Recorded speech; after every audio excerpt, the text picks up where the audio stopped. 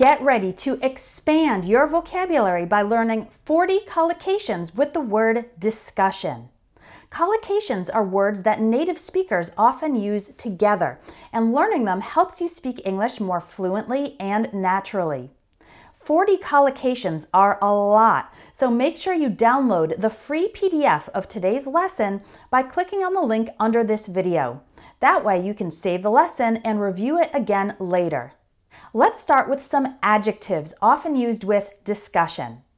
You can have a short or brief discussion, meaning it doesn't take much time, or a long or lengthy discussion, taking a lot more time.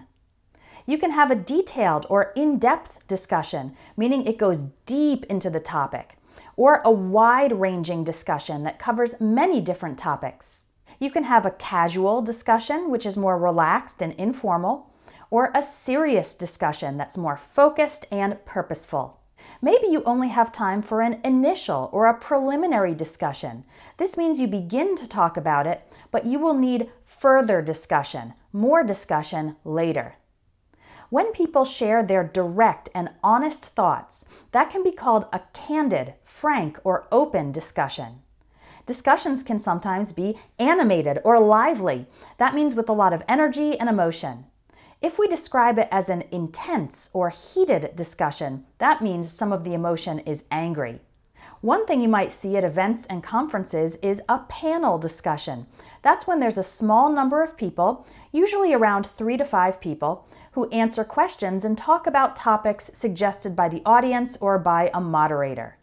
Now let's turn to verbs. The main verb we use with discussion is have. We have a discussion.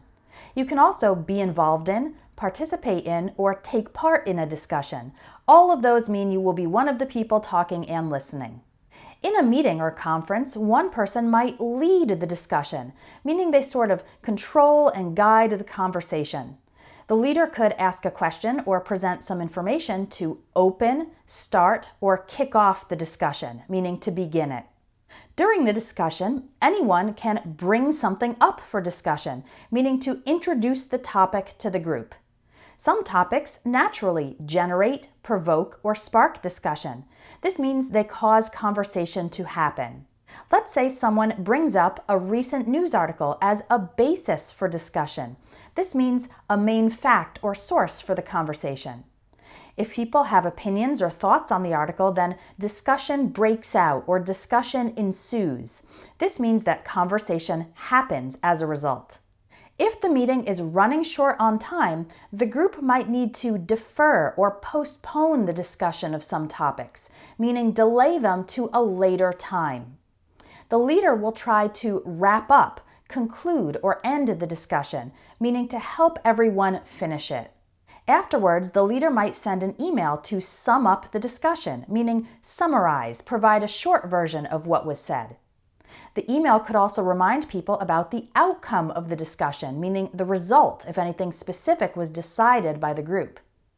Later, people might exchange more messages or phone calls to follow up on the discussion, meaning to continue talking about, working on, or checking on items that were discussed that day. Now you know 40 collocations with discussion. Make sure to download the lesson PDF by clicking on the link under this video, so you'll be able to review and remember them all. And you might also enjoy my ebook, 1000 English Collocations in 10 Minutes a Day. You can get it at my website, espressoenglish.net. I'll see you there.